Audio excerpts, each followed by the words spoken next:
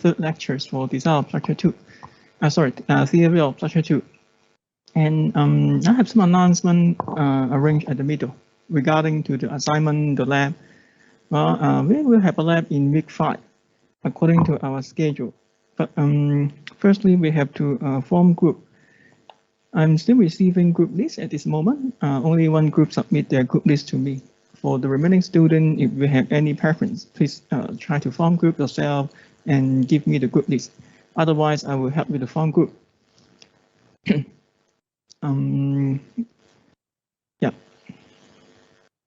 I also upload assignment on Moodle. I will mention at the middle of these lectures about the assignment. The assignment will basically cover the first 3 chapters, CBUS methods. We are still in chapter 1, topic 1. We can finish all the things in topic 1 today, and then we can proceed to the next part. Maybe this time. So before starting our lectures, is there any questions you want to ask me?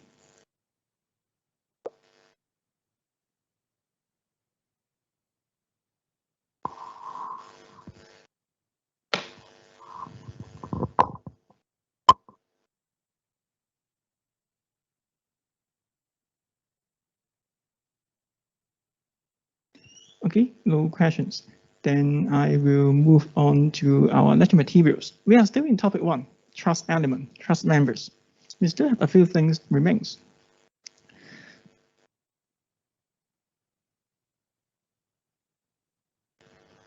Topic 1, we spent the first 2 lectures on this topic, trust element. We spend more time in topic 1. Please note that this concept, CBUS method, can be applied to all 3 chapters, topic 1 to topic 3. In topic 1 to topic 3, we keep using the same method, CBUS method, for trust, for beam, for frame. They use the same concept, use the element formulations, group them together, and solve it. Same procedures. So I spend more time at the beginning. So for chapter 2, for topic 2, topic 3, I will move faster because just use the same concept, but different matrix. We have different matrix for beam, for frame, and so on. As short revisions about what we have at this moment. At the beginning, in chapter 2, in section 2, we derive our trust matrix together. This is a trust matrix in local coordinate system. In local coordinate system, it's quite difficult to apply for our calculations because they have different orientations. So later on in the next sections, we derive a more general formula using transformation matrices. We transform everything to so-called global system. Global system, horizontal for X, vertical for Y, right? In these sections, we derived 2 matrices, one for displacement, one for forces. And then in the next part, we successfully convert our matrix to global coordinate. Right? We normally use this one in our calculations for trust analysis. We use this matrix in section 4. So you may put up a star on this page, page 30. We keep using this for trust analysis. They are along the same coordinate system so that you can add them up together. There's no problem about directions. And then in the next part, section 5, we try to add up all member CBUS matrices together to form the whole structure CBUS matrix. This is the one represent the stiffness of the whole structures according to how you define the degrees of freedom, how you define the code number, and the member orientations, right? Last time in tutorial 1, I showed you the examples. To see what happens if we change the code number arrangement, if we change the member orientation, and so on. If you forget, then you may go back to the tutorial 1 notes, or you may go back to the video for tutorial 1. We spend a long time to discuss the effect, how to formulate the problem, etc. And then in the next sections, we use our CBUS matrix to solve the problem. Section 6. I think last time we stopped here, right? Section 6. There are 2 examples in section 6. I just finished the first one. Section 6. We used our stiffness matrix. We used our matrix to solve our structural problem, to find out our forces, our displacement, or the other thing else if you need. Last time we finished the first chapter, the first questions. So today we will start from the second questions. Example 4. Also, we can use example 4 to refresh our memory about how we can play with stateless method. Example 4. Example 4, we has a relatively complex trust structures composed of totally 6 members. Well, actually, this question is not new because you just you have seen this equation, this problem in example 2. Example 2, we try to construct the stateless matrix for this problem, for these structures. In this example, example 4, we want to use the matrix to solve these structural problems. This structure is now undergo 2 applied loadings, 4 kilonewton at the top left-hand corner, downward, and then 2 kN horizontally at the same point. The other positions, no force. 1 pin, 1 roller. We have these boundary conditions. And then you have to use the best method to solve this problem to find out the force in member 2. The force in member 2. The actual force. In this example, I will directly use the previous stateless matrix from example 2. So if you forget how to construct the stateless matrix, you may go back to example 2 to see how to construct the matrices. It takes you some time to do this assembly. So at the beginning, to use stateless method, the procedures is quite systematic. Normally, step 1, you have to assign the degrees of freedom, assign the code number, assign the member orientation. When we take a look of this problem, there is no any member orientation, no degrees of freedom, so you have to assign yourself. In this example, example 4 or example 2, I use this code number diagram to assign the degrees of freedom. Well, in tutorial 1, we mentioned that this part, the code number arrangements can be arbitrary. If you change the code number arrangement, you can keep solve the problem with the same outcomes, same answer. The code number will not affect the calculations.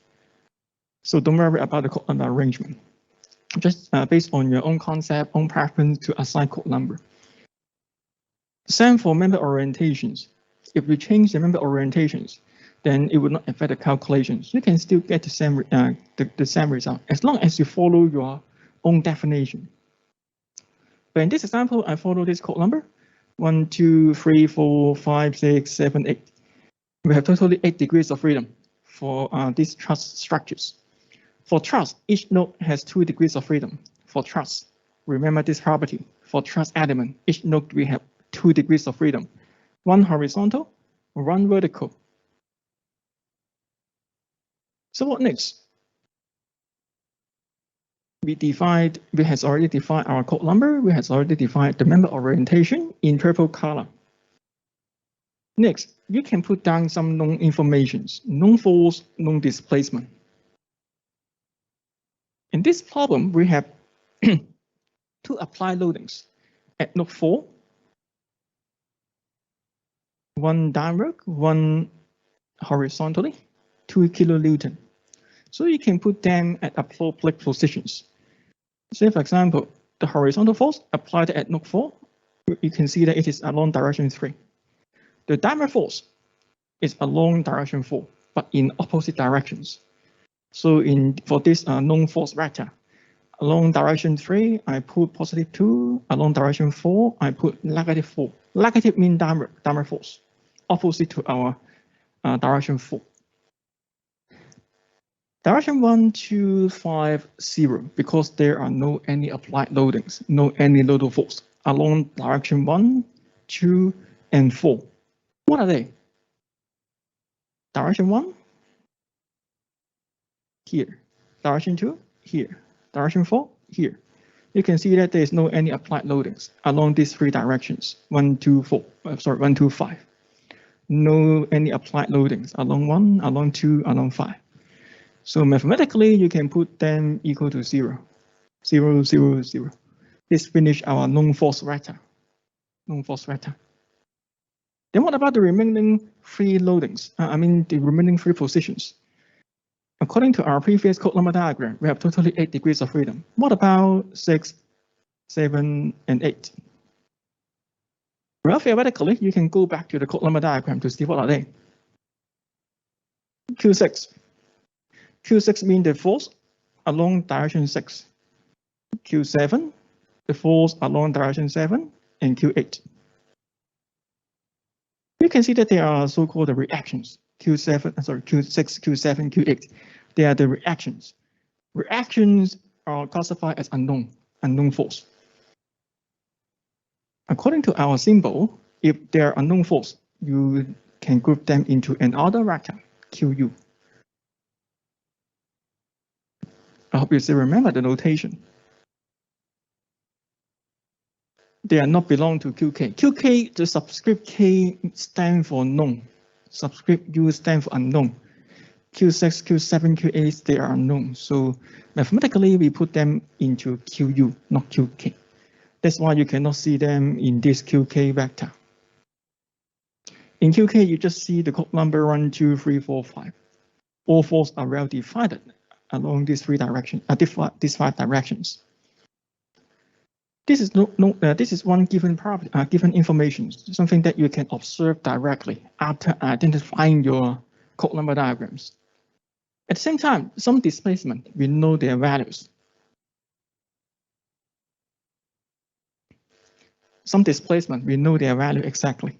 They are the location of the support. At the support, pin support, the displacement at the roller support, what are the values? 0, 0, 0. Because at the supports, there should have no any displacement in this example, where support prevent movements. For pin support, no any translational movements. For roller support, the roller cannot go inside the wall, right? They cannot penetrate inside the wall. So we put 0. 0, 0, 0. For degrees of freedom 6, 7, and 8.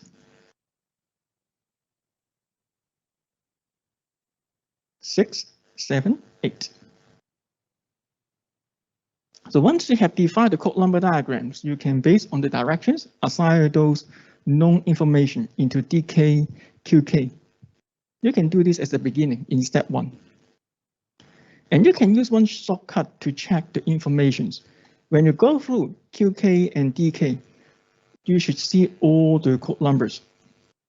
You should see all the code numbers if you go through QK and DK. Say, for example, if you found that QK contains code number 1, 2, 3, 4, 5, then the other known vectors, DK, should contain the remaining code numbers. You can use this to double check your answer. Make sure that your formulation is correct. Otherwise, you make some mistake about these properties. This is, I call this step 1. Assign code number and put down the known informations. We have to think a little bit in this step 1. Step 2, theoretically, step 2 is to construct the element sequence matrix. Element 1, element 2, element 3, you have to construct the element sequence matrix one by one. But we have already finished this task in example 2. So if you want to know how to construct the element sequence matrix, you may go back to example 2 to see what happened.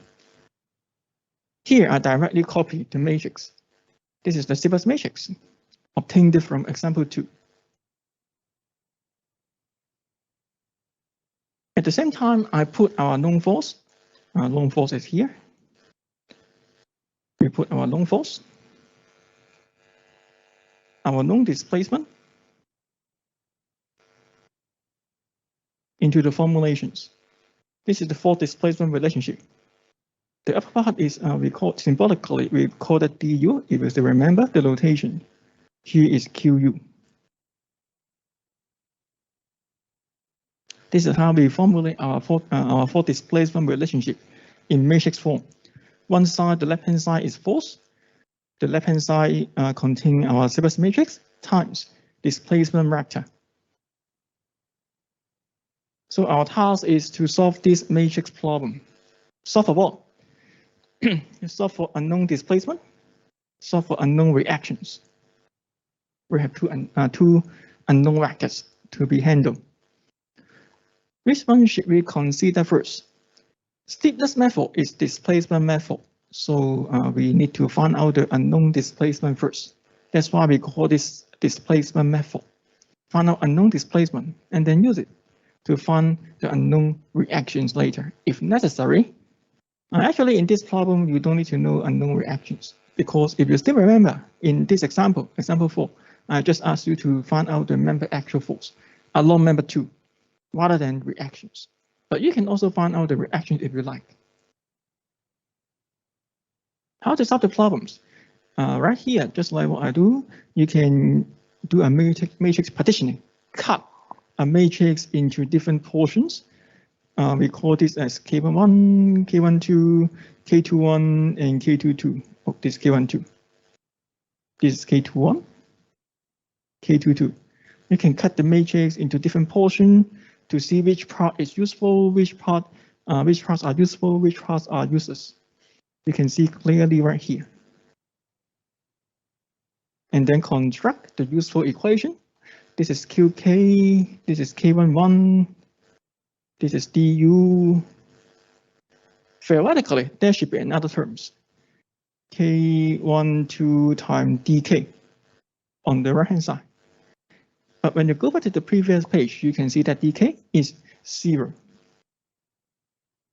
So in the solution, I just put down the first term, K11 DU, because the second term is equal to 0. Solve these equations. This is not easy to solve because there are totally 5 unknowns in this problem. For this kind of large-scale problems, you can handle it using Excel. In Excel, you can find out the inverse matrix immediately in Excel. I will let you know how to do it very soon. Or you can use the other apps like Mathematica or use MATLAB or the other software to find out the matrix inverse. If you know the matrix inverse, the inverse matrix Q1 times QK, this matrix multiplication gives you the answer, unknown displacement, D1, D2, D3, D4, D5. For your reference, I put the inverse matrix on the top right-hand corner. But for this problem, we have quite a lot of unknown displacement. We have 5 unknown displacement. That's why we have a relatively big K11 matrix. But normally, in the quiz and examination, I just ask you up to at most 3 unknown displacements normally, which means that you need to know how to handle a 3x3 matrix inverse. If you don't like matrix inverse, then you can solve for 5 simultaneous equations in this problem. There are 5 simultaneous equations, but not easy to solve, right? If there are 5 simultaneous equations, 2 or 3 can be handled easily, but if 5, then I think it's more efficient to use matrix inverse in this case.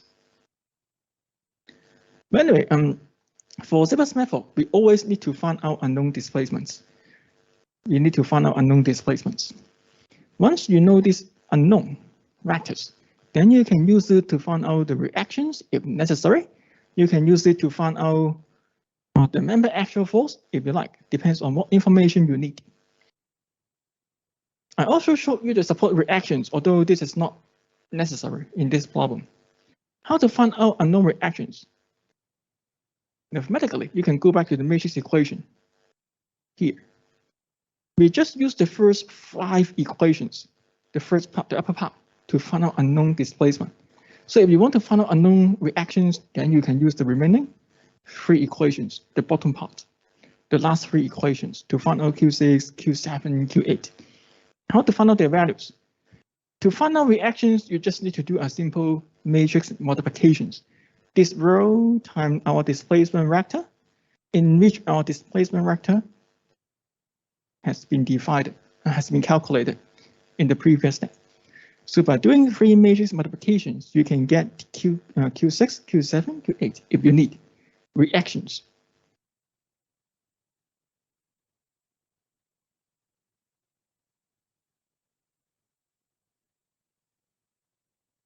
Reactions. But our target of this problem, in this problem, is to find out member actual force along member 2. Member 2. In member 2, we have our lambda. Lambda is the direction cosine. You have lambda when you calculate the element Sybus matrix, right? When you calculate the element Sybus matrix, K2, you have to find out lambda X, lambda Y, and then put it into the member matrix. So actually you have lambda for element 2. I just copy from example 2. Lambda X, lambda Y, and then put it into the equation as shown on the top right-hand corner. EA over L lambda something times the n displacement. You have to understand the symbol. dnx, dny, dfx, dfy, what are they? For element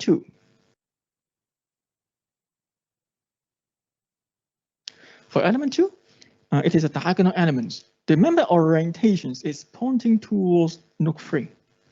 This is the member orientation as shown using the purple arrow.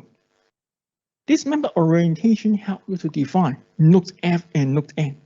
The arrow points to node F, while the other side should be node N, near N node and far N node, near N node and far N node. Then what is dnx? dnx stands for the nodal displacement at node N along the x direction, x for horizontal. So go back to this number diagram. You can see that dnx, nx stand for direction 1. Symbolically, the displacement at direction 1 is d1. d1, d2, d7, d8. After this step, you have all the nodal displacements. You just copy the previous nodal displacement back to this equation according to the position, according to the code number. Then by doing simple substitutions, you can get the member axial force.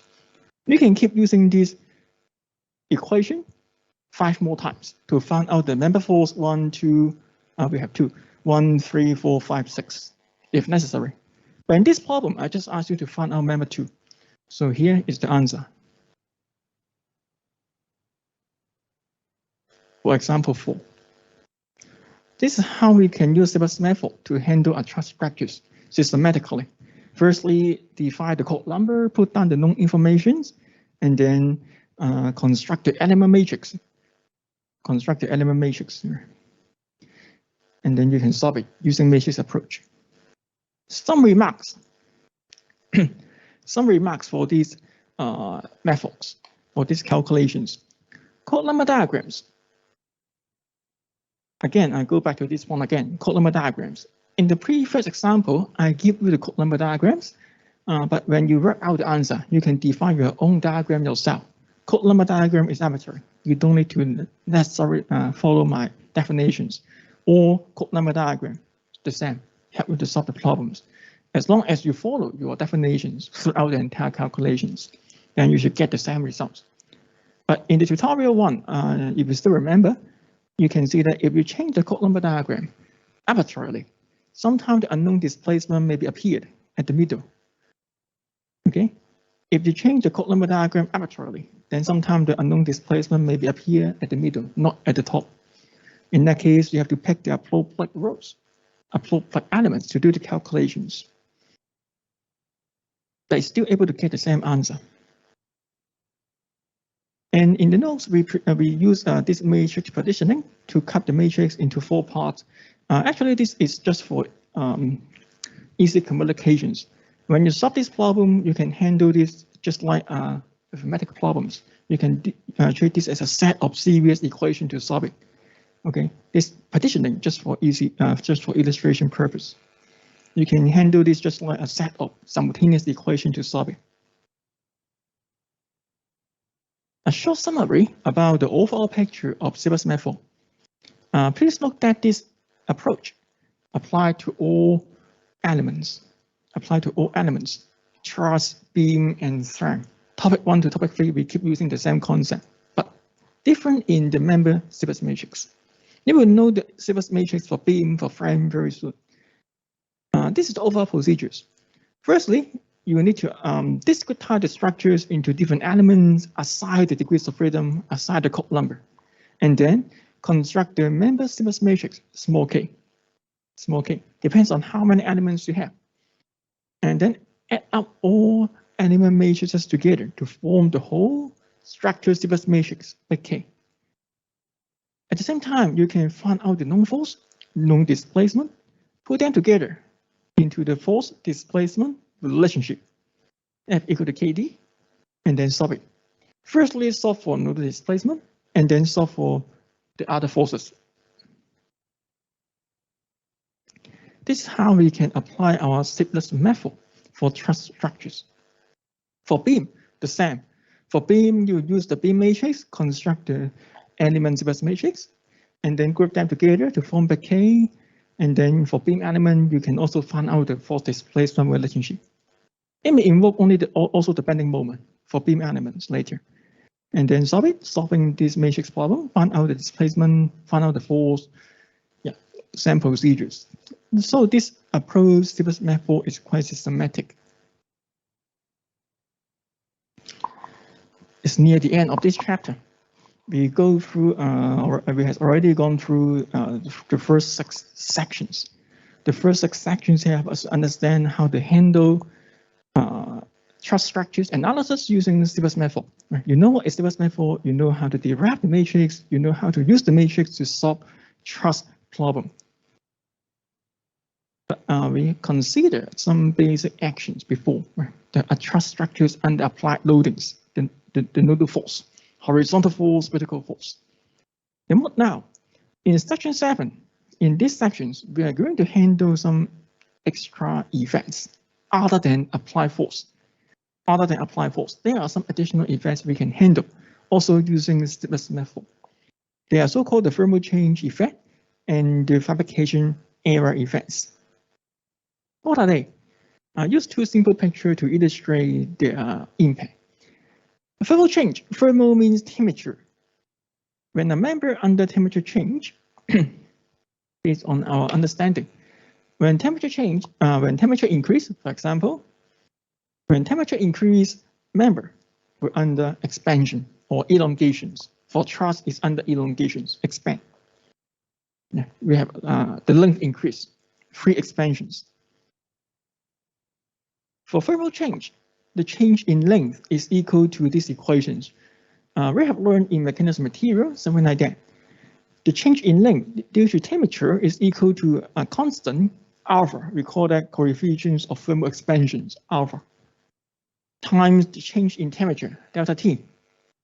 We pick temperature increase as positive, and then time the length of member, the original length of member. So this is how you can calculate the thermal change, elongations. But how can we use this equation in a truss structures? Something like this. In a truss structures, when one member under temperature change, it will start to expand. But sometimes, if you have many support to restrict the movement of these truss structures, then you can see that free expansion is not allowed. If the member free expansion is not allowed, say for example, if it is fixed end, if free expansion is not allowed, then internal force will be developed in the structures. We would like to find out these internal forces due to temperature change, in which the member does not allow to expand freely. This is the first extra effect, thermal change. When temperature change, internal force may be developed in the structures. The other one is fabrication error, quite similar.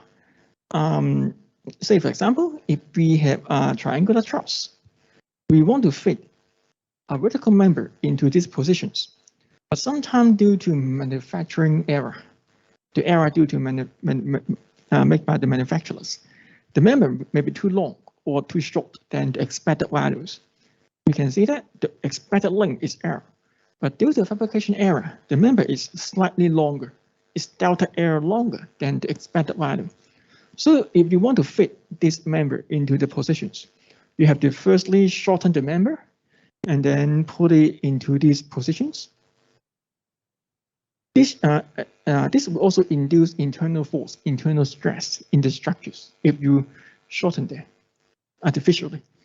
So this additional effect is called fabrication error. These 2 extra effects can be handled using simplest method together with the applied loadings. How we handle it? We simply using our nice principle of superpositions. This principle very helpful to derive equations, solve problems, solve complex problems. Some remarks. This member is made too long before fitting into the structures. We take positive if the member is made too long, negative if the member is made too short. This is about the sign conventions, positive, positive. When you use this kind of matrix or equations, we have to be aware of the sign. What is so-called positive, what is so-called negative. How to derive the problems? How to derive the equations? We keep using superpositions.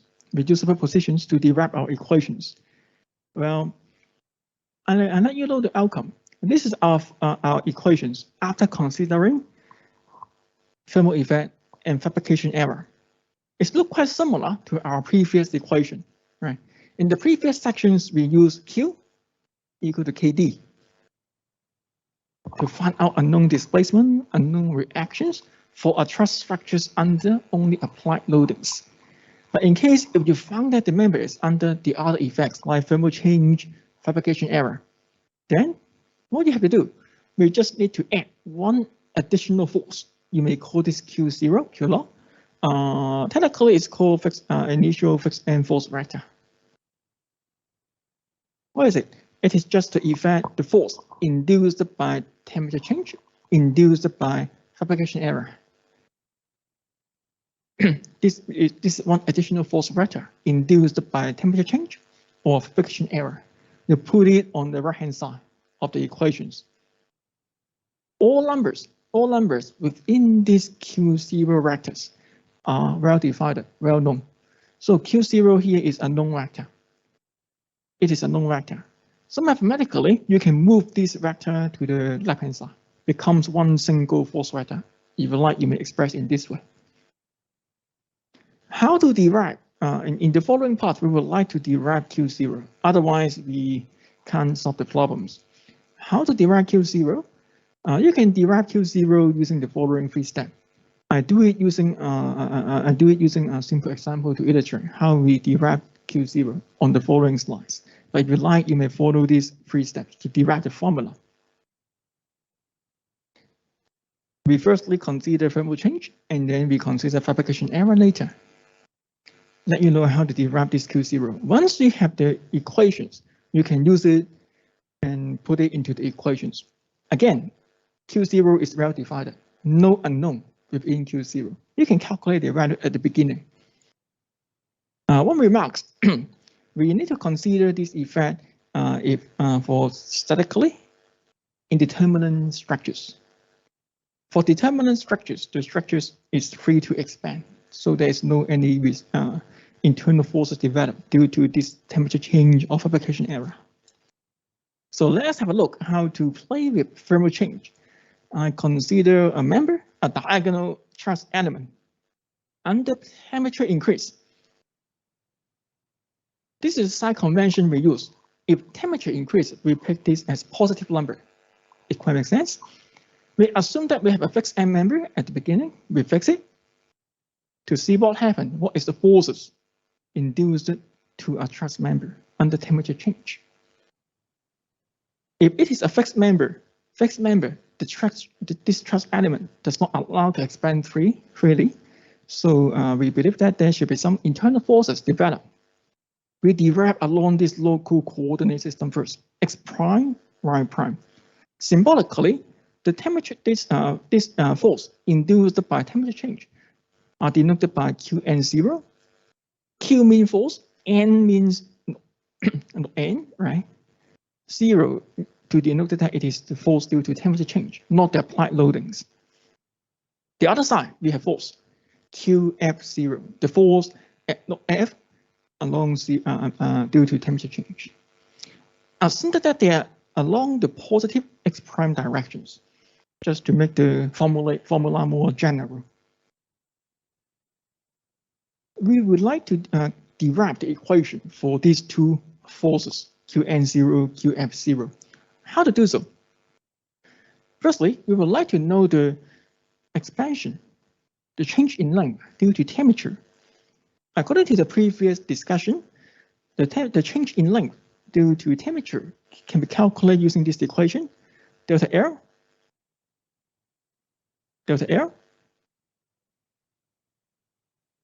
equal to alpha from a coefficient of thermal expansion times the change in temperature, delta T, times the initial length. L is the initial length of the member. If the member is allowed to undergo free expansion, then this becomes the elongation, right? If the member is allowed to undergo free expansions. But the thing is that we have a fixed end here. Fixed end does not allow the member to undergo free expansions. The fixed end would like to impose a compressive force so that to push the member so that they will have no expansions. Q0. A compressive force applied to the member so that it will cancel out the free expansion component. The value is equal to delta L prime. The value is equal to Q0 L over EA. How to get this equation? Now, actually, this is Hooke's law. Hooke's law. Stress equal to line modulus times string. Stress is equal to what? Force over area. E. String is equal to delta L over L. You can change the arrangement a little bit. Then you can see that delta L equal to Q L over EA. And then you just change delta L to delta L prime, you change Q to Q0. It becomes the equation as shown at the middle. Hooke's law, a very powerful equation we use in mechanics.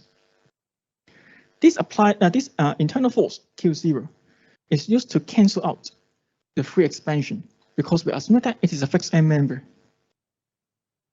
So they should be the same. QL equal to, delta L equal to delta L prime. You can set them equal to find out the relationship between Q0 and temperature. You can combine the previous two equations, delta L and delta L prime. Then you can find out the magnitude of the compressive force in terms of temperature change. So if we have temperature change delta T, you can immediately calculate this fixed end force due to temperature, Q0. And then put them into the node. We have two nodes. We have two nodes, node N and node F. We have two different nodes. For Stephen's method, we have to put our values, force and displacement, at the two nodes, node N and node F. And Qn0 equal to EA alpha delta L delta T. Qf equal to minus, because the force should be applied along the negative x prime directions, compressions, right? Different from our definition in the picture. One positive, one negative. These are the nodal force induced by temperature in local coordinate system. I keep emphasizing this term because later you have to convert them back to global. You can express them using a vector form. Group them together into a vector equations. Fixed end force vector in local coordinate system. So the next step, we have to convert this to global system. Otherwise, you cannot put together with the Sybers matrix. Sybers matrix are in global systems. How to convert force to global coordinate system? We have mentioned in section 3 of this PowerPoint. In section 3, we derive two matrices, one for displacement, one for forces. We just recall our force transformation matrix that we learned in section 3. I just copy the force transformation matrix from section 3, which is helpful to convert force from local to global. This is the global fixed end force vector due to temperature change. I use capital Q to denote global. Right? Global force at node N along x direction, along y direction, and then global force at node F along x and y direction. And you can use this equation directly. How to use it? You can substitute the known values into this equation, right? EA, the property, normally you know it at the beginning. Alpha is also one material property. If you need, then I will give you alpha. Delta T, change in temperature, increase or decrease. Please note that we use a positive value, delta T, for temperature increase. If temperature decrease, then delta T becomes negative. Be careful about the sign. Delta T is also given, just like the applied loading. If there is temperature change in the structures, then we will inform you in the questions. So delta T is also a known value. Lambda, direction cosine, can be calculated based on the geometry of the structures. So as I mentioned, all numbers are well divided for this Q0 vector. No unknown. You just do a little bit calculation for this vector and then put it according to their code number.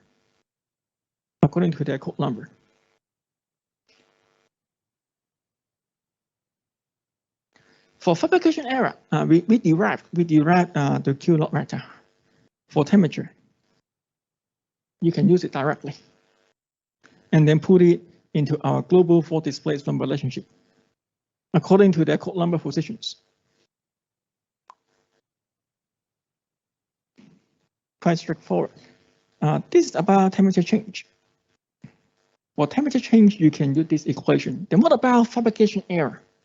For fabrication error, you can derive the corresponding equation, Q0, for fabrication error. The derivation is even more easier for fabrication error. Because for fabrication error, you know delta L immediately. When I derive the equation here, I assume that the member is made too long. The manufacturer makes some errors. The member is made too long than the expected number. How long? Delta L longer than the expected length. Just like the picture right here. The dashed line represents the expected positions. But due to a fabrication error, the member is delta L longer than the expected length. So when you put it into the positions, you have to firstly shorten the member. Otherwise, you cannot fit into the structures. When you shorten this member artificially, it will induce forces just like temperature change under fixed end conditions, right? We use the same notation, Qn0, Qf0 on the right. Our task is to find out the magnitude of Qf, Qn, and then convert them to global system. We derive the equation at the beginning using local system and then convert them back to local. On this slide, I show you the values directly.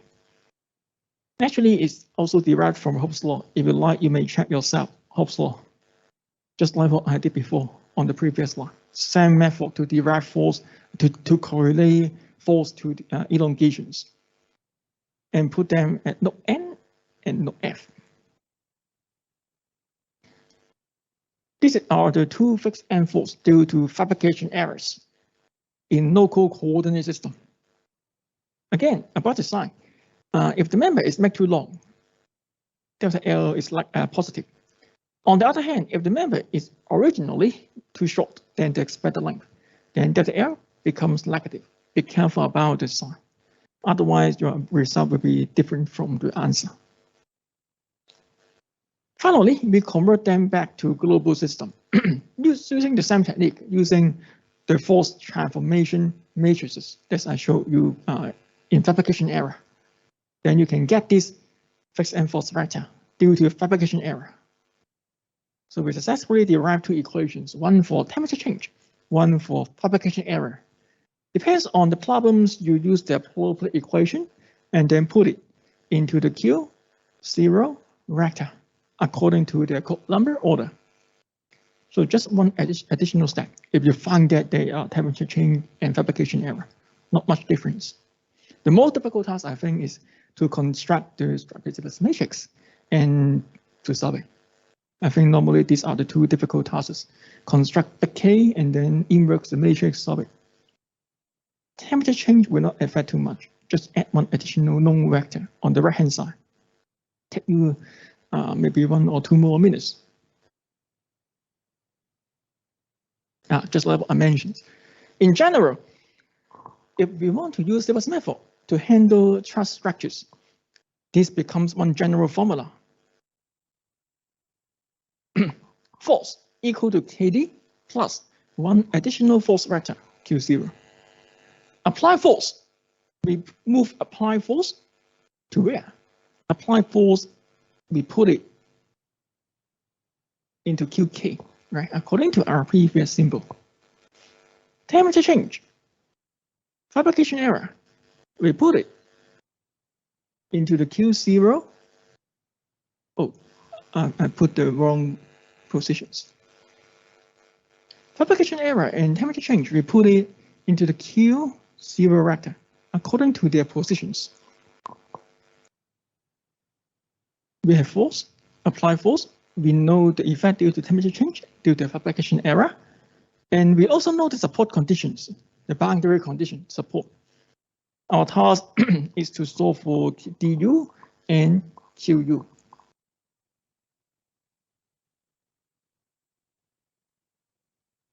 Again, Q0 is a known vector. So if you like, you can change the equation a little bit. You can move Q0 to the left-hand side of the equation. If you like, you can do it this way. Okay. When you read the textbook, sometimes they will group these two things into one vector. Sometimes some textbook will do it this way. They do so because the formulation will be similar to what you saw before, right? Q prime equal to KD.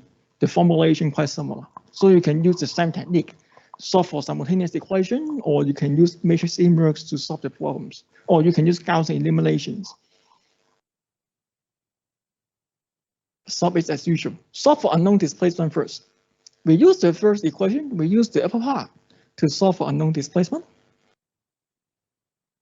But this time you can see the equation looks slightly longer because we express in general manner. When you solve for unknown displacement, we move K1 to D, we move Q0 to the left-hand side of this equation, and then multiply by matrix inverse, Q1, and it will give you the unknown displacement. This is a more general formula, with the consideration of K12, with the consideration of temperature effect or fabrication error. Here, I assume that dk is not zero. I assume that dk is not zero. Sometimes the support can move. Well-defined movements. In that case, you just need to calculate the result, K12 times dk. If you like, you may calculate the member actual force using this equation. Or mathematically, you can convert to QF. You can calculate the member actual force, tension or compression using these equations. You may put a star on this page to see the equation for member actual force, page 83. You can see that we just add one additional terms to capture the effect due to temperature change or fabrication error, as shown on the right-hand side of these equations. Depends on the scenario, temperature change or fabrication error. Show you one example to see how we can handle this kind of additional effect. I use fabrication error as example.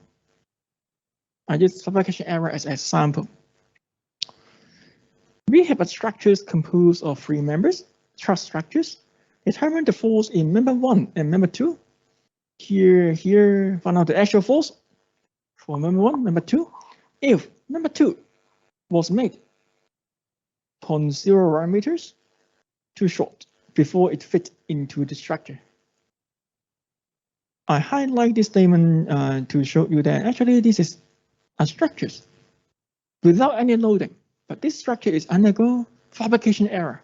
The member made too long, was made too short before it's fit into the place. You can take a look on the picture. We have no any applied loading, no force, but we just had one event. Member 2 was made too short. To save time, I give you the structure Sybers matrix directly. This one. In the quiz examination, for some simple problem, I will give you the Sybers matrix directly, just like what you saw here, to save the time. For complex problem, I will ask you to derive the K yourself. But for some simple problem, I will just give the matrix directly to you, so you can use it to find out the result. So what we do here, you can follow our traditional procedures. Firstly, assign the code number, find out the element matrix, and then put them together to form this practice bus matrix. But in this problem, because I give you the code number diagrams, I give you the CBUS matrix. So actually, step 1, step 2, step 3, done. You can directly formulate the global fault displacement relationship. Q equal to KD plus Q0. If there is additional effect, temperature or fabrication error, then we have to add one additional force factor on the right-hand side of the equations. You can, as usual, you can try to find out QK, the known force factor, DK, the known displacement factor, and also calculate the force due to fabrication error, and then put it according to the code number positions, as usual.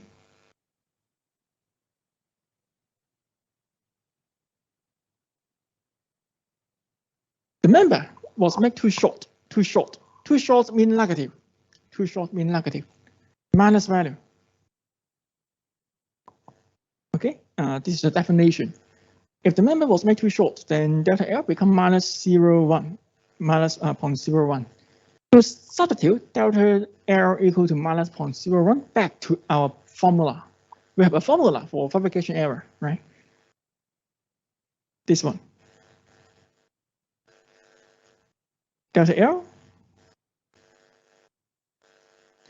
Where do you get this formula? We just derived together in the previous sections. This one.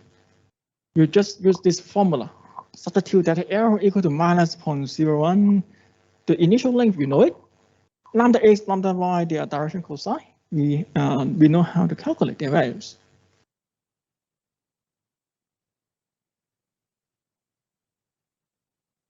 So all values are well divided. Member two is here.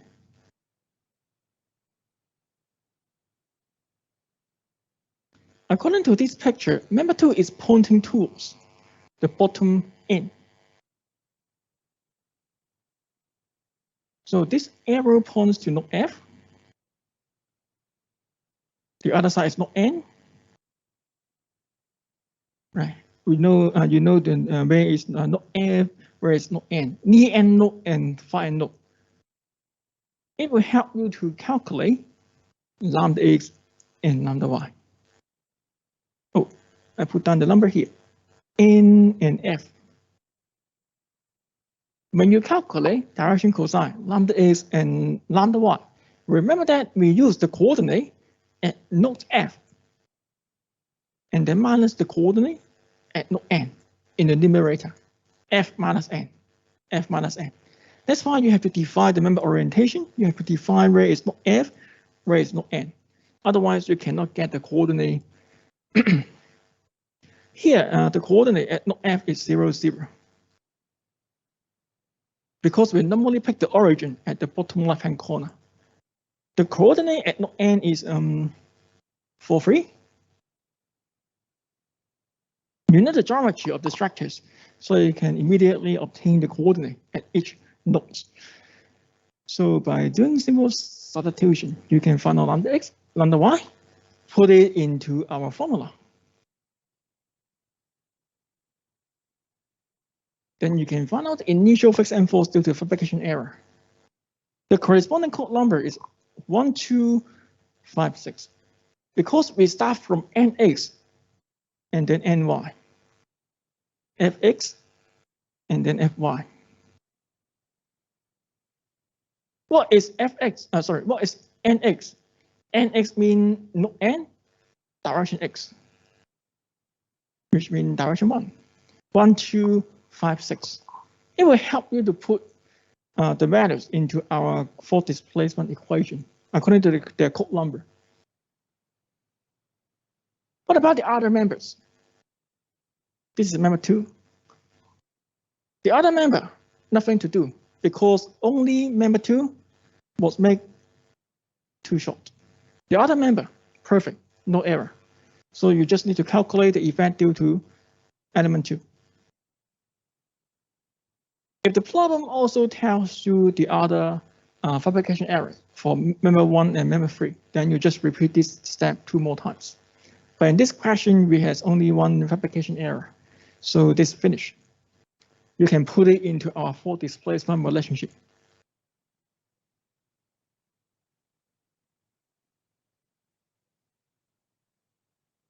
At the same time, you can also find out QK and DK.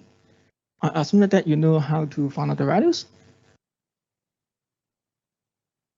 Say, for example, what is DK?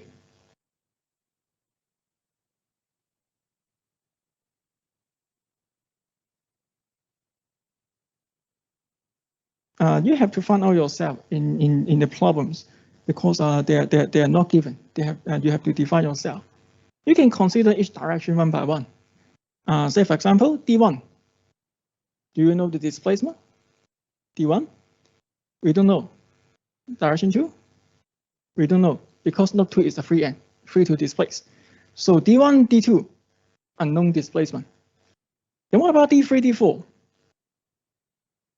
D3, D4, pin support, we have no displacement. D5, D6, pin support, no displacement in this problem.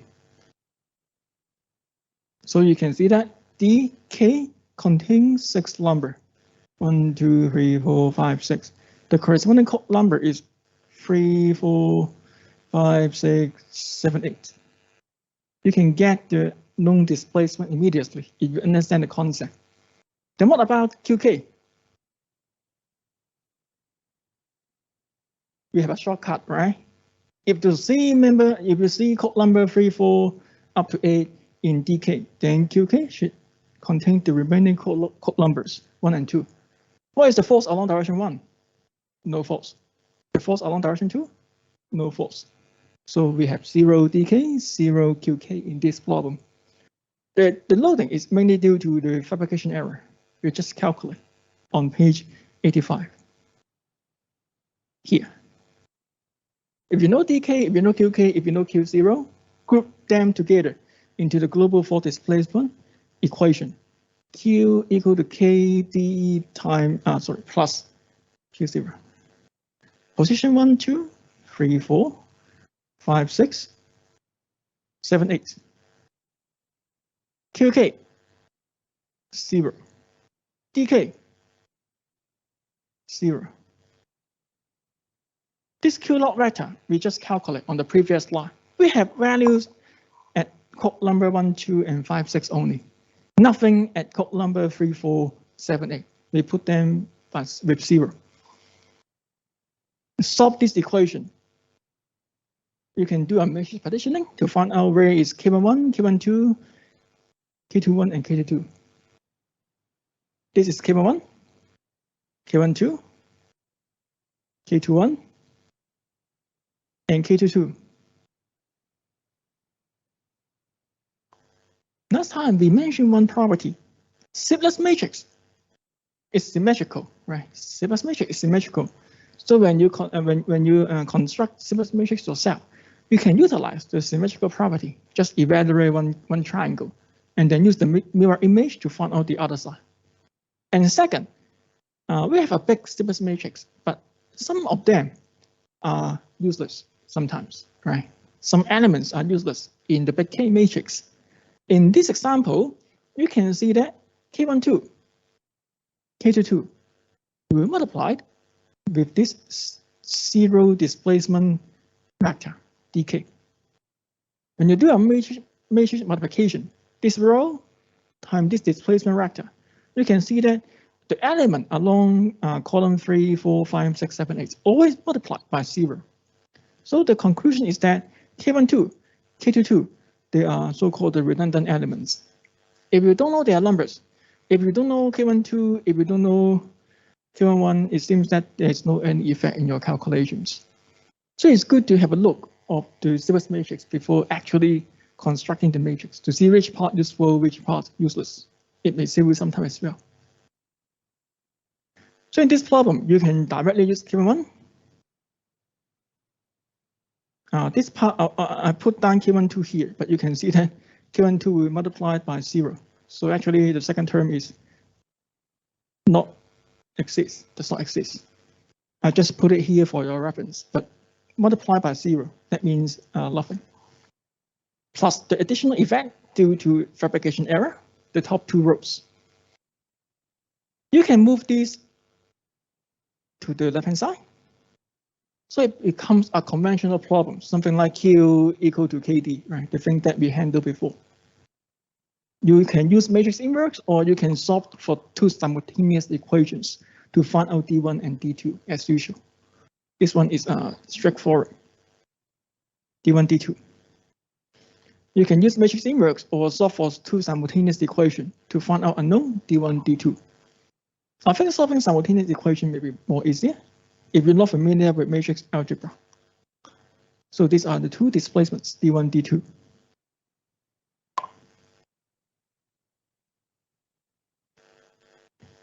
Go back to the problems. In this problem, we are asked to find out 2 things. Member actual force, member actual force. But for simplest method, we have no choice. We always need to find out unknown displacement. Otherwise, we cannot find out forces for simplest method. Because simplest method is so-called displacement method. We always need to find out unknown displacement. How to find out member actual force? We can use the formula as shown on the top right-hand corner. This formula, small q, help you to evaluate the member actual force. Find out the corresponding lambda for element 1, element 2, and then substitute the nodal displacement at node n and node f. Consider the additional effect due to fabrication error on the right-hand side of this equation. Lambda x, lambda y for element 1. Element 1 is a vertical member pointing upward. So lambda x 0, lambda y 1. The length is equal to 3. EA, this number, I think is given in the problems. Put it carefully into these equations. Member 1 has no fabrication error. Member 1, there is no fabrication error for member 1. So you can see that Q0 is equal to 0 for member 1 because there is no fabrication error. dnx, dny, dfx, dfy. We just calculate on the previous page. By simple substitution and multiplications, you can get the actual force. Negative values. Negative values mean it is in compressions. In compressions. The last one I think is to find out the force along member 2. Member 2, yes. For member 2, we have the lambdas, we have the length, we have EA. Use the same formula with different end displacement. We have different nodal displacement, different positions. Put them carefully back to the formula. This time you can see that we have something for Q0. Because member 2 is under fabrication error. So we have number for Q0. What is the equation for QF0? I put it during our formula page up here. For fabrication error, QF0 equal to this number. For fabrication error, you can find the formula on the formula page. QF0 equal to minus, we have a minus sign, minus EA delta error over error. We know EA, we know delta error, we know length. So QF0 is a well-divided number. You can calculate it at the beginning.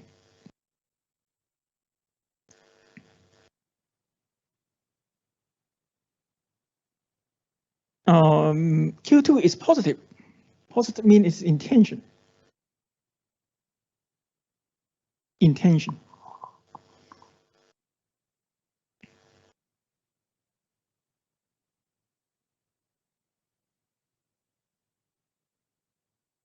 A summary. In this section, section 7, we know how to formulate our problems, even though they are temperature change and fabrication error. We know how to solve it. We know how to solve it. And it can be seen that simplest method is capable to handle structures under applied force, under temperature change, under fabrication error. You can find out displacement, reactions, or even the member actual force.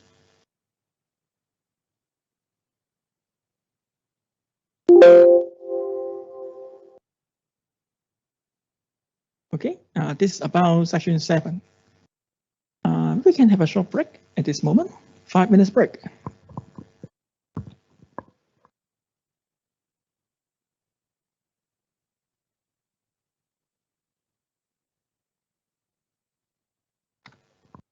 We will start after 5 minutes. You may have a look of the previous example to see if there's any problems.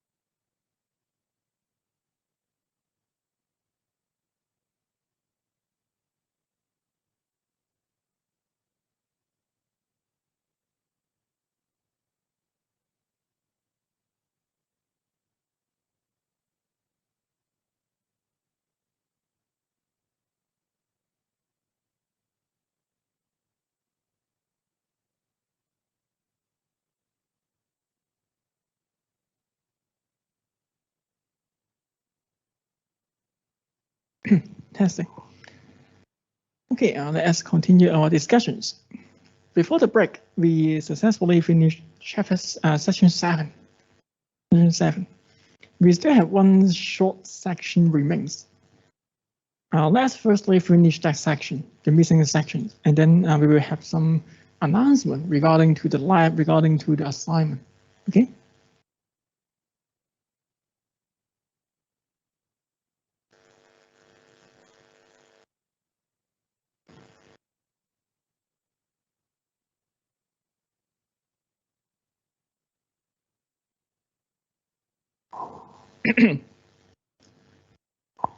The last section, section 8, space trust analysis. And you can see that this section, section 8, is reference. Reference means it will not be assessed, it will not be examined. No examination for section 8. Okay, our examination only cover 1 to 7 in this PowerPoint. Section 8 is mainly for reference because the formulation is too complicated in section 8. What are they? Space trust. Space trust means 3D trust analysis. Slimmers method is quite powerful because it can be extended to 3D structures, not only 2D. 3D is also possible, but the matrix becomes very, very big. Well, again, if you want to use Slimmers method to handle space trust analysis, then you have to firstly construct the matrix for space trust, for 3D trust. In our previous discussions, we consider plane trust, 2D trust. But what about 3D trust? For 3D trust member, you need to define the coordinate x, y, z. And then we have two ends, node n, node f, far end node, and near end node. Each node, we have 3 degrees of freedom this time. Say, for example, node n, we have direction 1, direction 2, direction 3. At node f, we have direction 4, direction 5, direction 6. So you can see that one member, this time we have totally 6 degrees of freedom for one member. For a 3D trust, normally we have quite a lot of members for 3D trust, right? So for example, here we have a 3D trust, a space trust with totally 6 members. Then you can count the degrees of freedom yourself. For 3D trust, it involves a lot of degrees of freedom. And that's why we cannot assess you in the examination. Too big, too difficult to solve. So we put this as reference in this module. But I will introduce a little bit about the formulation, let you to know the concept. Just actually the concept remains the same. We have the element Slimmers matrix, right? We know the element Slimmers matrix, Q equal to KD. We derived it before. Local Slimmers equation. This is okay. When you derive the things in local system, it's okay. It's correct. But you have to convert this to global system. If you want to convert local system to global system for 3D problems, this time you need to use 3 lambda. You have 3 lambdas this time. Lambda x, lambda y, lambda z. You have 2 direction cosines. Project them back to x and y, x, y, and z axis. This becomes the transformation matrices for displacement and for force. The global Slimmers matrix in member level can be calculated using this formula. We have learned this formula in section 4, but this time we use a slightly different transformation matrix this time. After the conversion here, this becomes the member Slimmers matrix in global coordinate. Member matrix, this is a member matrix, 6 by 6. It's involved many lambdas here. And if you have 10 members, then you have to use this matrix 10 times and put them together, assemble them together according to their code number order. The concept remains the same, okay? The concept remains the same. You just need to change the element matrix. And then you can formulate the element matrix, formulate the big case, structure Slimmers matrix, formulate the 4 displacement relationship, and then solve it. Same concept. But the scale is quite large. That's why we will not assess you about this space trust. We only consider 2D structures in the quiz and in examination. Here, just let you know what happens if you want to play with 3D big scale. So this is the end of topic 1.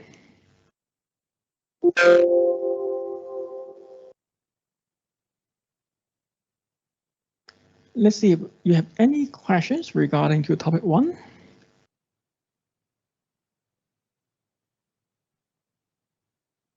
The concept of Sybas method will be applied in topic 2, beam, and topic 3, frame system. So please make sure that you understand all the things in topic 1. It will help you to understand topic 2 and topic 3.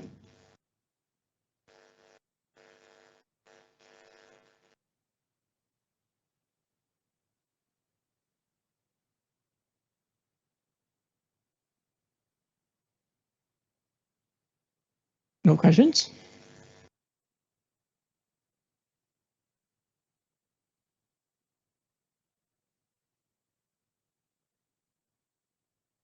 So before starting our next sections, before starting our next topic, I have some announcement to all of you. When you go to Moodle, let me see. When you go to Moodle, I put some reference on Moodle. Firstly, we have one note for matrix analysis. If you forget how to do matrix addition, matrix multiplication, matrix inverse, then here is one good reference for you to review. I put it at the beginning of this semester. This is Sybas method, trust analysis. We just finished this topic. We complete our main contents. We complete our tutorial. You can see that there is one additional document for your self-study. There are some additional examples help you to practice how to use Sybas method to handle trust with different loadings. And then next we will consider beam. I just upload assignment 1 on Moodle. We will mention a little bit about these kind of things. If we have time, please go through these supplementary examples yourself. Topic 1. There are some additional examples for you to practice. They have different loading, different geometry, different scenario. Yeah, you can play with. Help you to familiar with this method. Okay. In the past, some students asked me to prepare some additional examples for them to practice. So this becomes the outcome.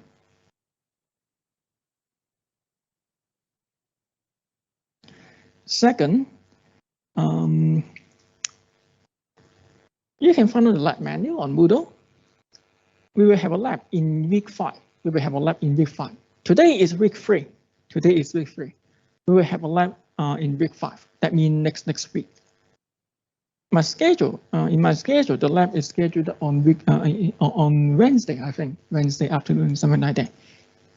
I will formally talk about the lab next week. Week 4. We still have time. Assignment.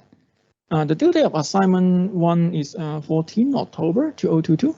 You still have around one month to complete this assignment.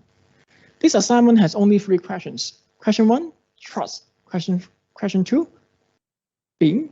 We will start to discuss what is beam today. And then question 3, frame. 3 questions. At this moment, today, you can try to finish question 1, trust, because we have already finished all the contents for trust.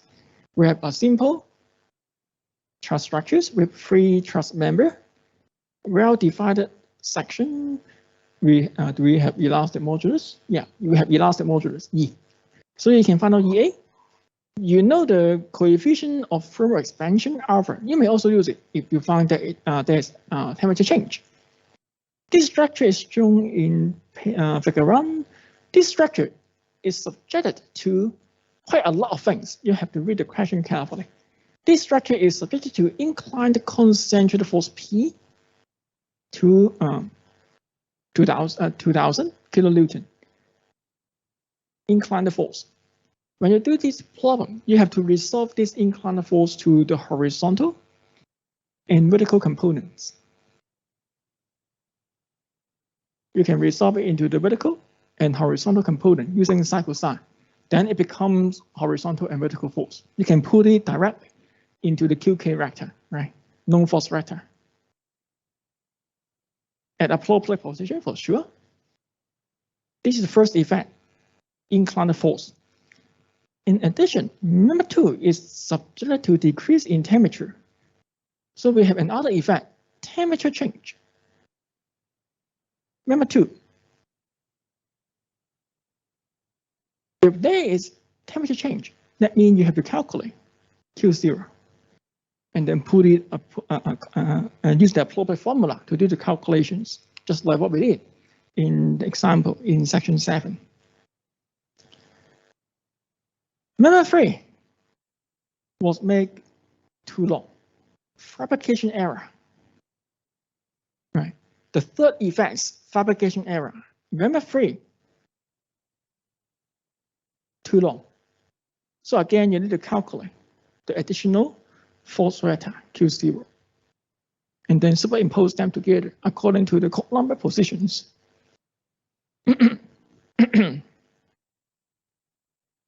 Finally, the fourth effect, support settlement. Support settlement. We found that we have support settlement. Settlement means move downwards.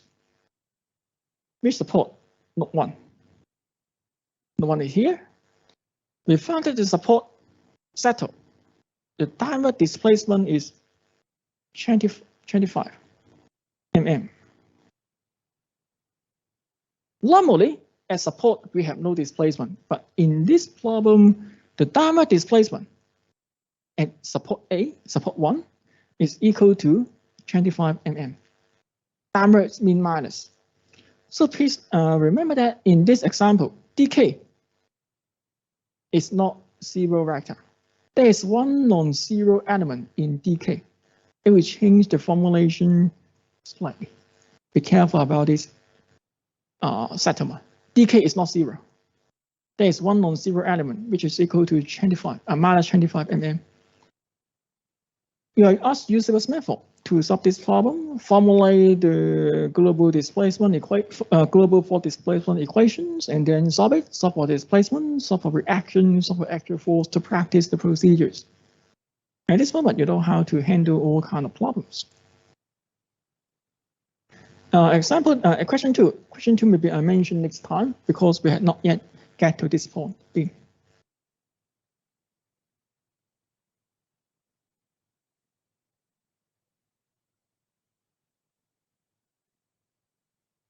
Okay. I think the supplementary notes, the supplementary example. Oh, I just close it.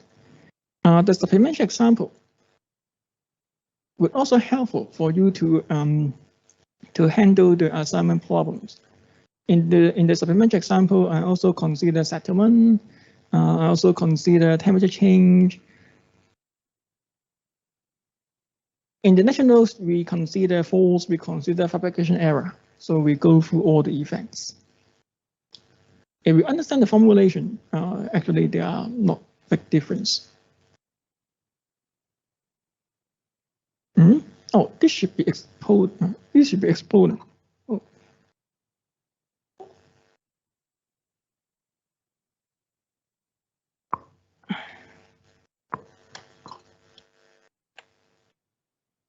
It should be 1000.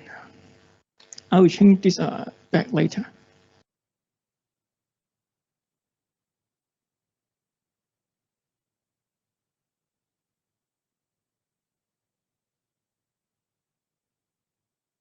So any questions regarding topic 1?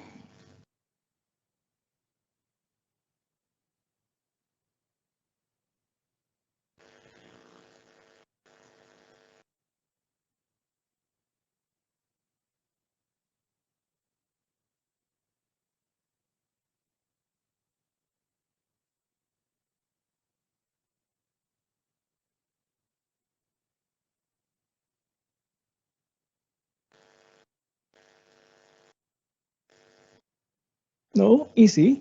Then yeah, I think the concept is not that difficult.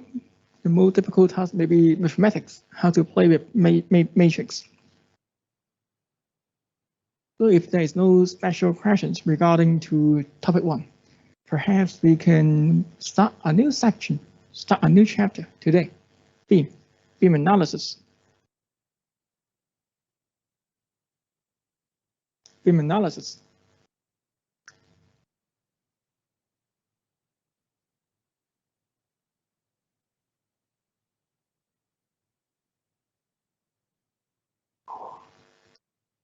Topic 2, Stipless methods again, but this time we try to use Stipless method to handle beam analysis. Beam, continuous beam or simply supported beam.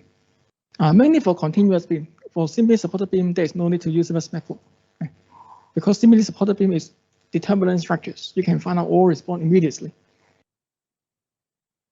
We focus on continuous beam or indeterminate structures.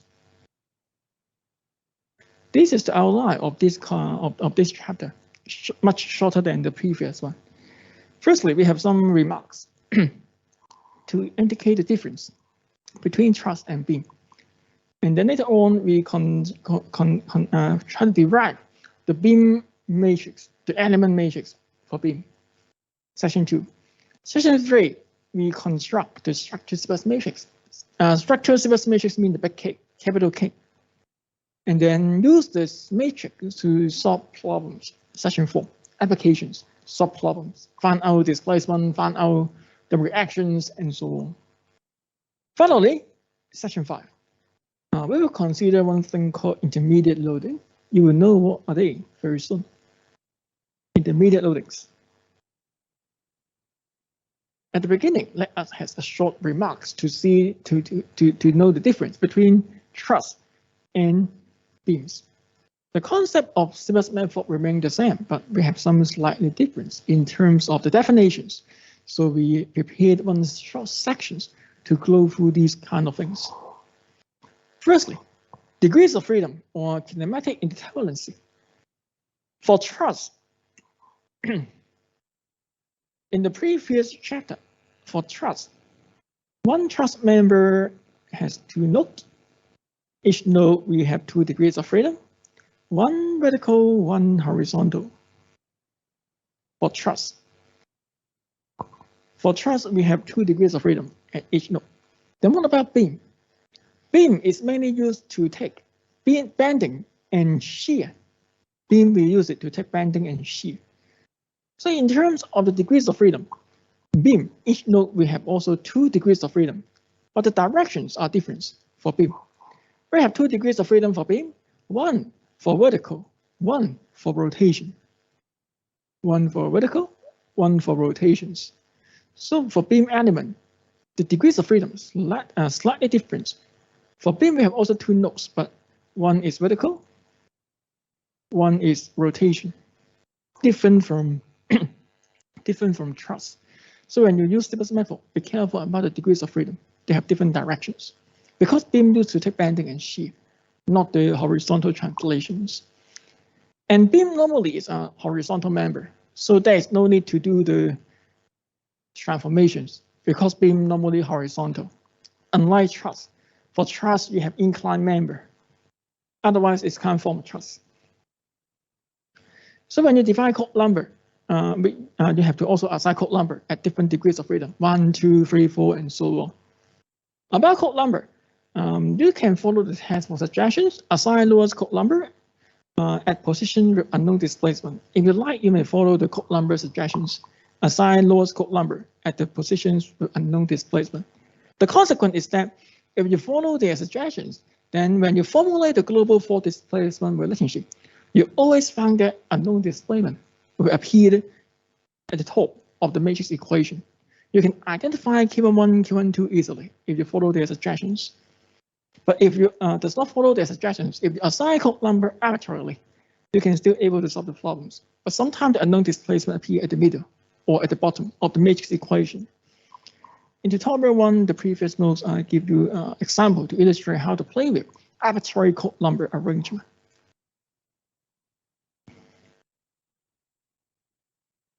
About the element, about the element, each element should be free from loading. Actually, the first one is not compulsory.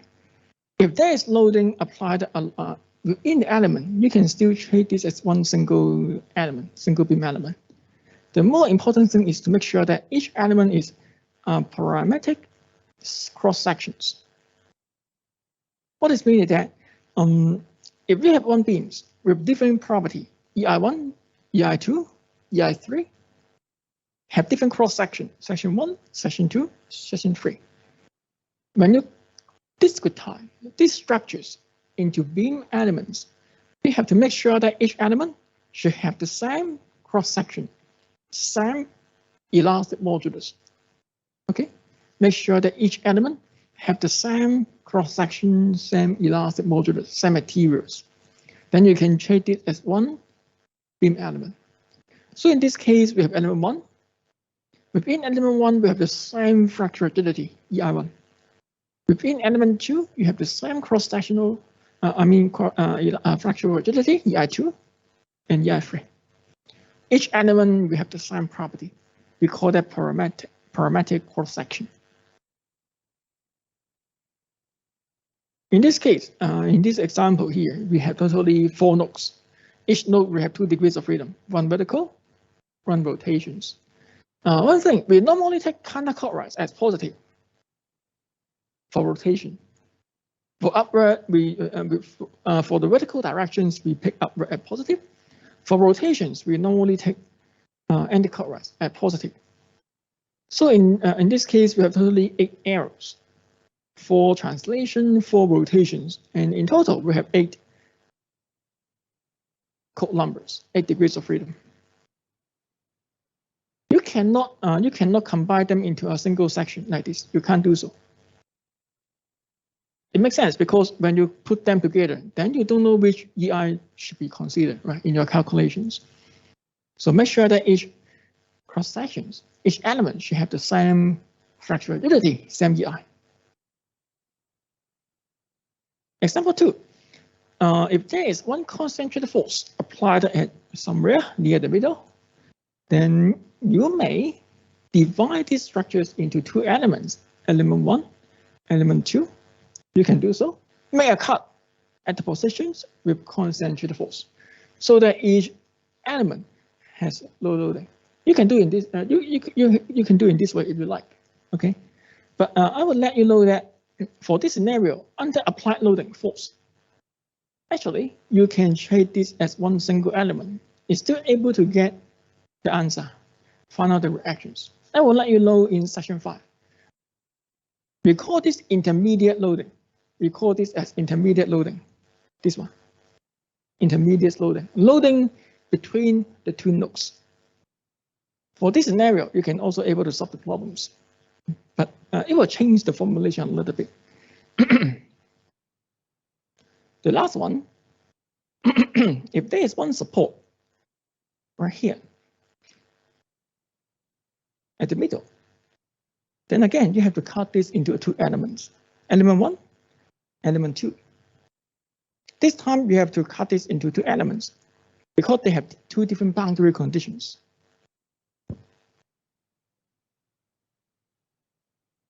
This is about cutting, how to define beam elements. And each node will have 2 degrees of freedom, one vertical, one rotations. And nodes. The nodes normally located at the support or located at the pole nodes if you want to make a cut at the loadings. The nodes is the intersection point between different beam elements. And also, the node contain degrees of freedom. It can be displacement, it can be rotation, depends on which quantity you would like to evaluate. I use this example to illustrate a little bit the concept. Well, we have one continuous beam with 2 spans, span 1, span 2. In this problem, I would like to cut this continuous beam into 3 elements. Element 1, element 2, element 3. If you cut this into 3 elements, then we have 4 nodes. Node 1, node 2, node 3, and node 4. Each node will have 2 degrees of freedoms. Each node will have 2 degrees of freedom. 1 vertical, 1 rotations. So in total, we have 8 degrees of freedom.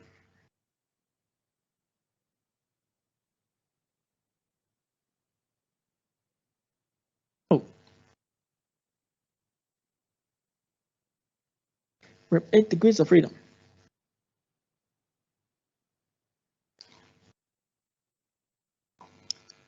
The maximum code number is equal to 8. We have 8 degrees of freedom means the maximum code number is equal to 8. This tells you one thing. This tells you the size of our structure stiffness. Right. The maximum code number gives you the size of our structure stiffness matrix. Finally, K is an 8 by 8 matrix. We introduced this concept, I think in topic 1, section 4 or section 5, somewhere like this. The number of degrees of freedom tells you the size of K. You can check your formulation immediately. And the next, you have to assign code number. You have to assign code number 1, 2, 3, 4, 5, 6, 7, 8 for each arrow. This concept quite similar to what we did before for truss structures. You can assign the code number arbitrarily. If you like, you may assign code number arbitrarily from left to right. 1, 2, 3, 4, 5, 6, 7, 8. You can do so if you like. Or if you want to follow the textbook suggestions, then you may, if you want to follow the textbook method, then you need to firstly find out where we have unknown displacement. Okay, I will firstly follow the textbook suggestions, because at the same time we can also identify where we have unknown displacement, where we have known displacement. It will also help you to find out what is the known displacement vector, dk, later. If you want to find out dk, known displacement vector, you have to identify where we have known displacement, right, at the support. So what are the displacements at fixed end? At fixed end, normally we have no displacement, right? 0, 0. We have no displacement, no rotations at the fixed end.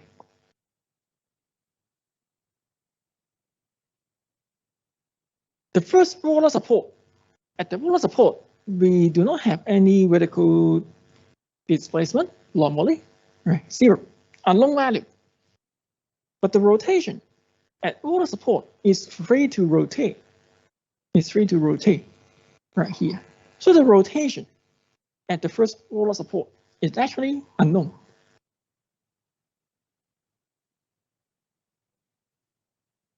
The rotation at the first roller support is question mark, unknown, something that we want to evaluate. Not free is at the location of the point nodes. There is no any support at these positions. So theoretically, it can under downward displacement, it can undergo some rotations. We don't know their values unless we finish the analysis. So at node 3, the 2 arrows are question marks, something that we don't know. Node 4, the second roller support. This one I think is quite similar to the first roller support, right? We normally do not have vertical displacement. It is free to rotate at the roller support. So in these questions, you can see that we have totally 4 question marks, and we have 4 zeros. dk is used to represent known displacement. That means those positions with 0 displacement should appear in dk, while the other appear in du. The concept quite similar. The concept quite similar to truss structures. If you want to assign code number 1, number 2, number 3, if you want to follow the textbook suggestions, then you can start to assign code number at the position with question marks, at the position with unknown displacement.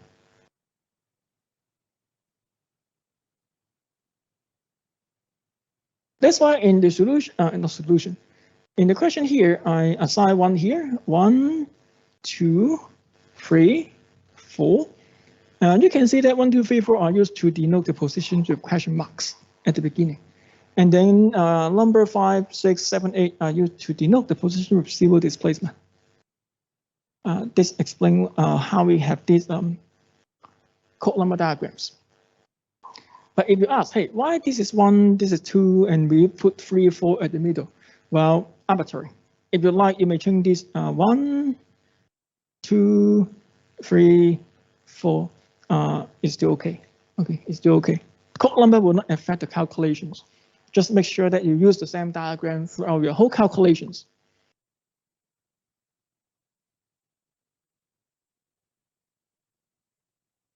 So this slide explains how to assign code number, how to make cutting, how to assign degrees of freedom, etc., and how to figure out the unknown displacements.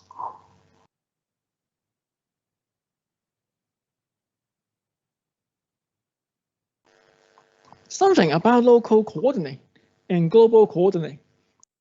Last time in trust structures, we have to convert local coordinate.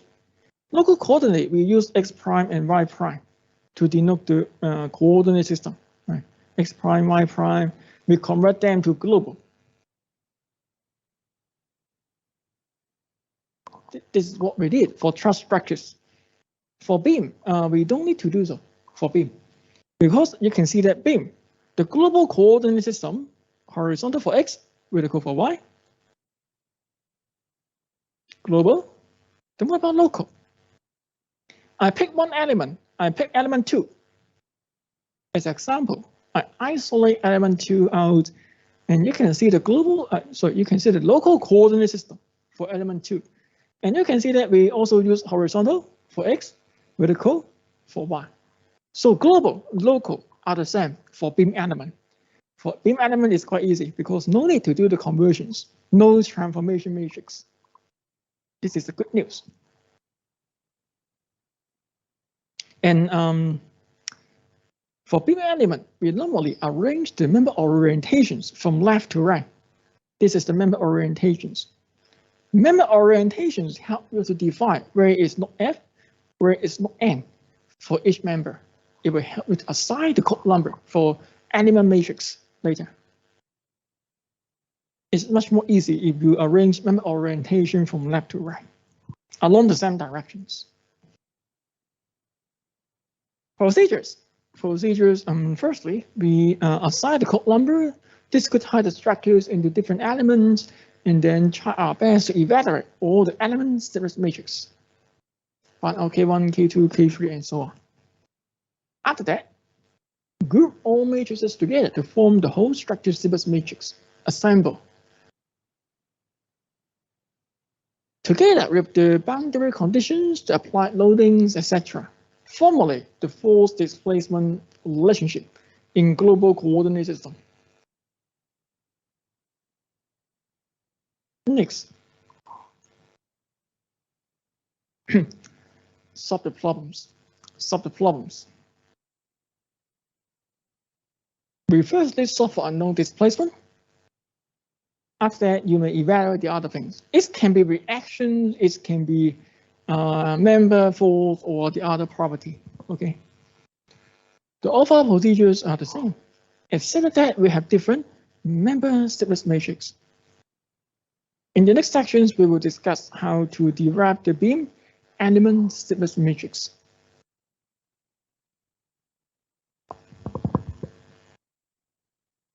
Section 2, beam stiffness matrix.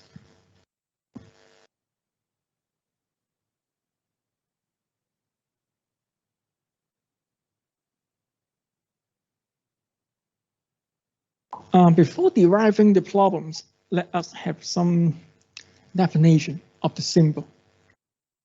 Assume that the beam element has constant cross-section area, constant material, so that it is one single element. Otherwise, you have to cut it. And then we use the local system, x prime, y prime here. But again, local system identical to global system. No need to do the transformations. About the symbol, be careful about the symbol. In the notes, we use Q and Y, QFY, to denote shear force. For shear force, shear loads, we use Q and Y. The symbol is like this. Q stands for force, N represent the node N or node F. Y stands for the directions. Shear force is along the vertical directions. So the symbol becomes Y. Q and Y at node N. The shear force at node F is denoted by Q and Y. For moment, beam we have moment, bending moment. For moment, we use Q and Z. Q and Z for moment. The Z axis. At node N, at node N, along Z axis. This is the moment. Where is Z axis? This is axis X. This is axis Y. Where is Z axis? Z axis is the axis pointing outwards of the paper. You can use right hand rule. You can use right hand rule to define Z axis, which is pointing outside the paper. X, Y, Z. Something like this. X, Y, and Z. Z is outside the paper. You can use right hand rule to divide the moment directions, which is anti-clockwise. Again, we have Q and Z on the left. We have Q, F, Z on the right. The moment on the left, the moment on the right. Simply speaking, we use Q to denote force and moments. We use Q to denote force and moment in the formulations. And then we use D to denote displacement or the rotations. Angular displacement means the rotations. We use the same symbol, D, with different axes. dNy, dfx are the translational displacement, the linear displacement, along y directions. For rotations, which is bending about the z directions, then we use another axis, dn is z, dfz, to divide the rotation or angular displacements. Be careful about the notations. And then we pick upwards in anti-clockwise as positive. We pick upwards in anti-clockwise as positive when we derive the equations. So that's why we draw the arrows as shown on the pictures. This arrow shows all the positive sign conventions for force, moment, displacement, and rotations. This picture is important, help you to identify what is positive in our formulations. In the calculations, if you get some negative values, which means they are in opposite directions, opposite to the direction as shown on this picture. For important definitions. How to derive the beam matrix, the beam stiffness matrix? Theoretically, you can, if you like, you may refer to the textbook to see the full derivations. Here I show you one cases. You can use superpositions to derive our element stiffness matrix. You can use superpositions. Break down one complex problem into different simple cases. Consider each case separately, and then group all the results together. It becomes our stiffness matrix. We have four possible movements. We have possible displacements. We may have displacement at node N along the right directions. That means this one. At node N along the right directions. We may have displacement at node N along the Z directions. The Z directions mean rotations. We may have displacement along node F, rotation at node F, similarly. Right. We have totally four possible displacement. To use superpositions, we can break this into four cases, four scenarios. Firstly, consider one particular displacement, say for example, dny. Find out the forces and moments induced by this displacement. It becomes part of the stiffness matrix, the first column of the stiffness matrix.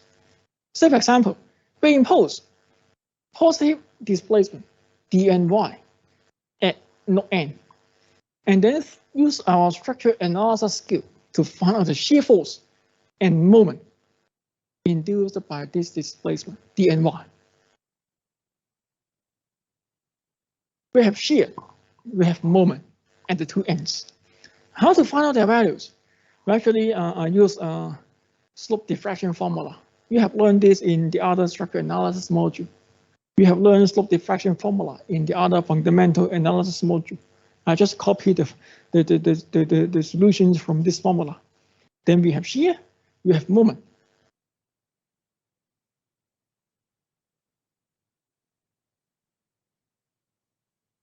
It becomes the first column of our stiffness matrix.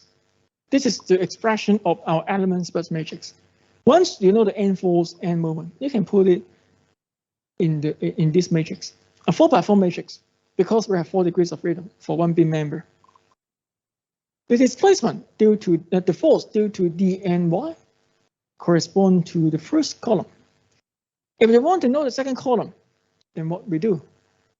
Fix the other displacement, only allow the member rotate at the end.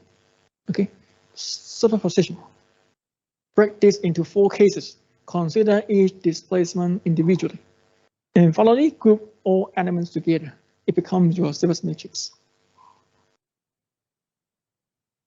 This slide shows you a little bit about the expressions. This is case 1. Case 1 due to dny. Case 2 due to the rotation at node n. Case 3 due to the vertical displacement again, but at node f. Case 4 rotation at node f. You can find out the corresponding shear and moment using slope diffraction formula. If you conduct these 4 cases successfully, then you can get the element matrix like this. In this module, I mainly assess you how to use the equation. So the derivations is for your reference. You can put a star here because you need to use this equation many times for beam analysis. The force or moment, you can use a vector Q to denote the force or moment. We call it force vector, small q, equal to our stiffness member stiffness matrix times displacement vector, the nodal displacement vector. Although I call it displacement, but please note that it can be vertical displacement, it can be angular displacement. That means rotations. You'll find something on the previous slide. The previous slide is reference. Just recall what is slope diffraction formula. This formula helps you to correlate moment and the rotation and the vertical settlement like this. You may recall what is slope diffraction using your previous notes if you still have.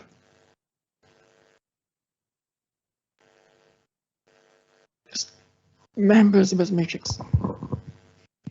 Another thing is about the Cope number. You know, when you want to add up all matrices together, you have to assign them at appropriate positions. NY, NZ, FY, FZ. What is NY? NY means the degrees of freedom, the Cope number, not N, along the right directions. NY, NZ. We have some Cope number at each end, at each node, right? NY, NZ, and then FY, FZ. It helps you to add up the matrices together later in the next step. When you read the notes, we call this K prime. The top prime here, the dot on the top right-hand corner, to indicate that it is derived based on local coordinate system. Local. But for beam, local is equal to global, so there is no need to put the dot on the top right-hand corner. I just call this K. Normally, we use K prime to denote local to denote the stiffness matrix in local system. But in this case, local equal to global, so there's no need to put the dot to make the expression more easy.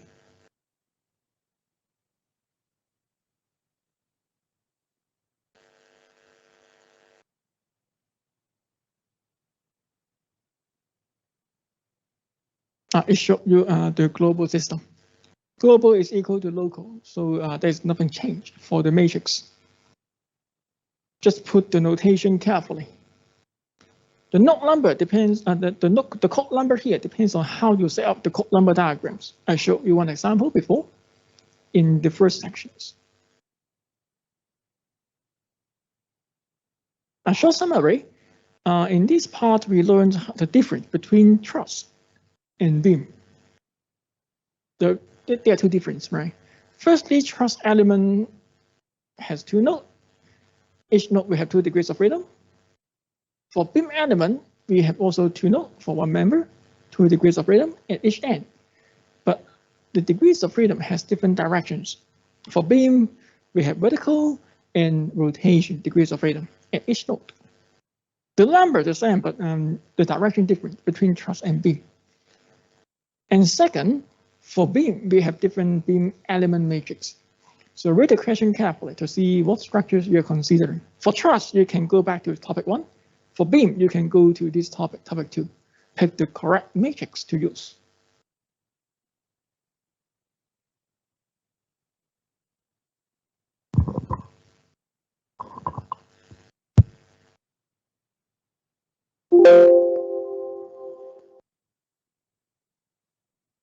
Okay, we have the beginning of this section of this new chapter. Maybe we can talk one short break for 5 minutes again. After the break, we will continue to discuss how to use the beam matrix to handle some simple example.